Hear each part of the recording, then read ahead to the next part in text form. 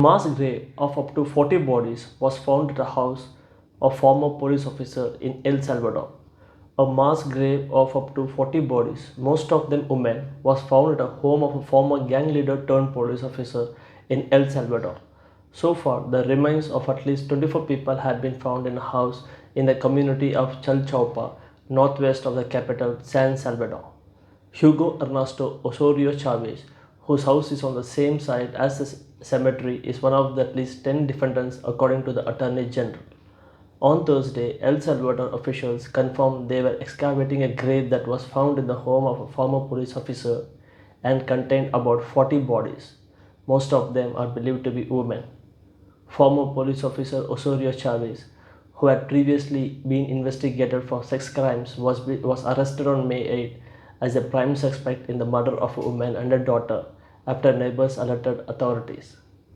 This resulted in the police entering the house of a 51-year-old man who was standing in front of a sugarcane field where they can begin to find his body.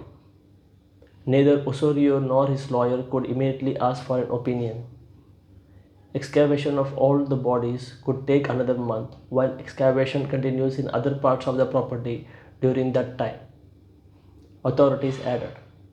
Families of the disappeared who believe their loved ones may have been among the corpses that had gathered outside the house on Thursday when detectives pulled the skeletons off the ground. Israeli forensic investigator Tika said excavations would continue in other parts of the property, estimating the task could take more than a month. On Wednesday, a local judge ordered the arrest of 11 people linked to Osorio Chavez. His accomplices were accused of serious female murder and serious murder. El Salvador Police Director Mauricio Araiza Chica said Osorio Chavez was fired by the police in 2015 and could have killed people for a decade.